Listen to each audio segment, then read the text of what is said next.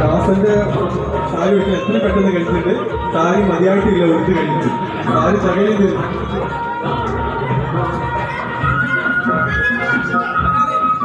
നമ്മുടെ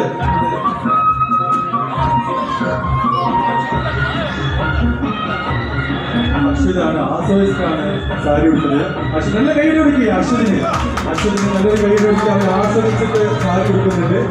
നമുക്ക് സാരി കൊടുക്കാൻ എത്ര പ്രയാസം ഉണ്ടെന്ന് മനസ്സിലാക്കിയിട്ടുണ്ട്. അശോകന്റെ ഉടുത്ത സാരി വീണ്ടും വയ്ക്കുകയാണ്.